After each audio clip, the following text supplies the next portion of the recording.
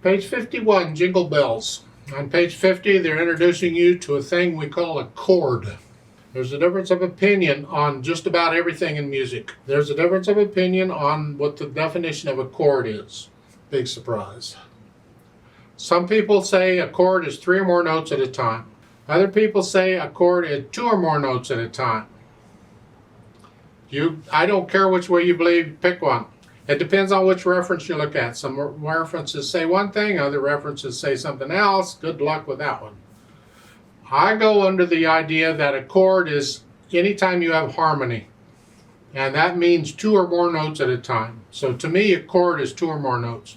But the chords they're talking about here mostly are 3-note chords, and we call those triads.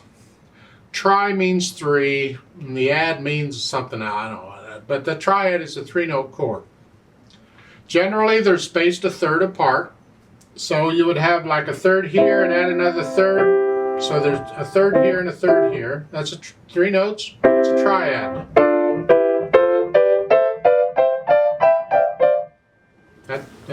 That's what we're talking about for the most part. In the music, they're easy to see because every note is on a space or every note is on a line and the notes are next to each other. Look at on page 51 on Jingle Bells, the end of the first line, you see the left end, you see that you have a C, an E, and a G. Those are triads. And the 3-note chords, you'll get used to them because you see them so much. They talk about the C chord on page 50. Well, a chord is identified, there's more to this, but let's keep this simple.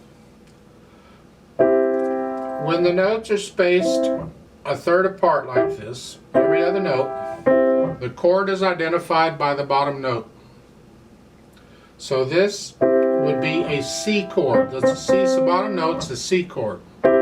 D chord, E, F, G, A, B. You get the idea? Forget the black keys for a moment. This gets interesting after a while. It's just one piece at a time here. You see, it has to be in this arrangement for the bottom note to identify it, because if I rearrange these notes, let's say I put the C on top, it's the same chord because it's not where the notes are, how they're arranged that counts, it's the names of the keys, the notes in the chord. This is a C, E, and a G. Well, I put here, I still got a C, E, and a G. It's still a C chord. But I can't use the bottom note to identify it because it's not in thirds. There's 2 notes here, and they have to be just 1 note apart. But if I put the C on the bottom, now they're 1 note apart. Now the bottom note identifies the chord. That's kind of important. Keep that in mind as we go through them. These are C chords. Just memorize it. It's a C chord. I mean, you see it in the music. It's a C chord. Now for Jingle Bells, 4/4 time. Treble and bass clef. Let's do these hands one at a time because we got different things going on. In the right hand, 3rd finger here, so you're going to be here. And you have to, you just do the notes and the fingering first and then go back and add the rhythm. But for the purpose of this video, I'm going to combine those 2 and do them at the same time. So it's here, 2, 3, 4, 1, 2, 3, 4, 1, 2, 3, 2, 3, 4. Like so. Second line, you're here. You got to rest at the end of the second line. You're going to lift up for 1 beat. And then the 3rd line, see the AVA over the 3rd line with the dice line? We go up an octave. Remember, if it's above the staff, we go up. If it's below the staff, we go down. So here, instead of here, we just come up here. You got a 1 beat rest at the end of the line 2. You're here. So during the rest, you just come up to this position. You play it up here for as long as that dotted line lasts, and it lasts for the rest of the piece. So you just play it all up here. Left hand, you're starting out with C and the G. They left out the E for now, it's here. Again, you're just lowering the hand down here. Try and get them down at the same time. Then at the end of the line, now they've added the G. Now you got 3 notes. It's the same thing. You just, those fingers are down, you're lowering the hand. Try and get them down at the same time. Listen carefully. It takes practice. Second line, then a G and M. That's about it for the left hand. You see the 8 VA at the last two lines, that's above the top staff. That's only for the top staff. If they want both hands to go up, they have to put in a note, both hands, or something. And they didn't do that, so the left hand isn't moving. It's staying right there throughout the whole piece. So put the hands together. Here, starting here.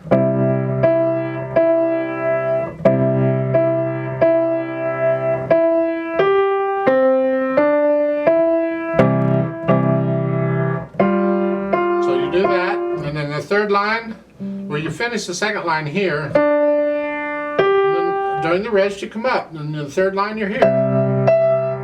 The left hand stays where it is, and you play that the last two lines like that. As far as the articulation goes, you have some slurring.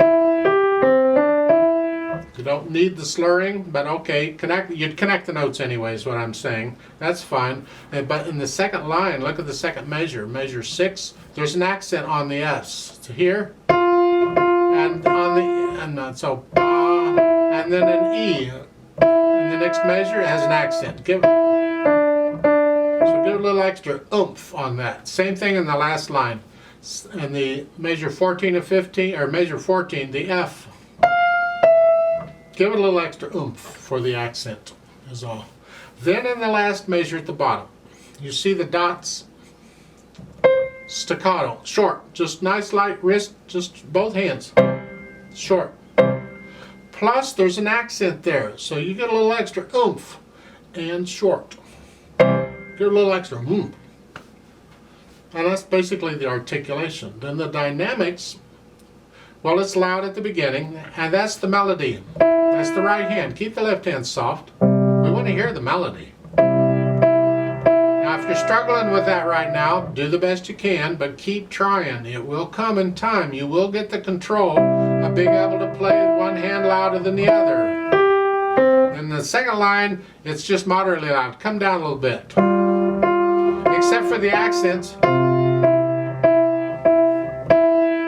So give the accent a little extra, and then third line, you're up here, you're loud again.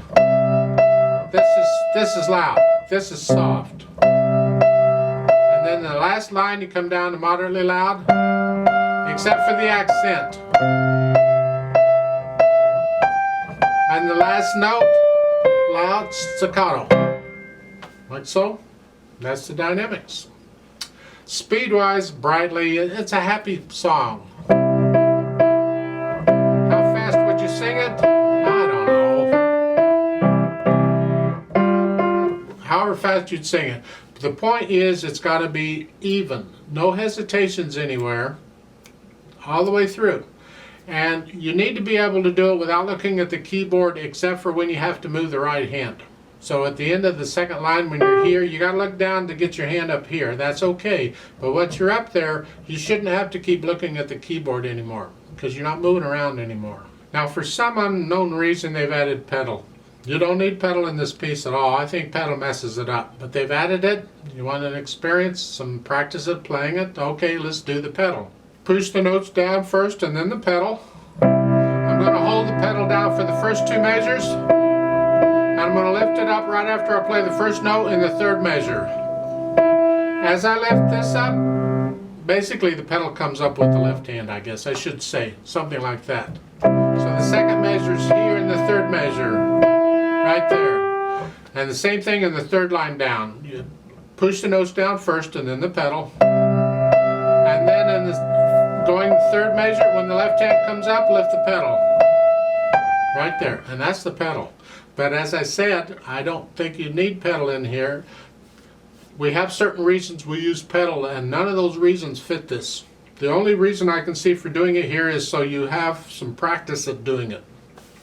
You're going to get so much practice later on at using pedal. I wouldn't be in a hurry for it though. So you go ahead and learn it, and then come back and let's do it together very slowly to double check the notes and the rhythms. I'm not going to do the dynamics, just notes and rhythms. So I'll give us 4 counts.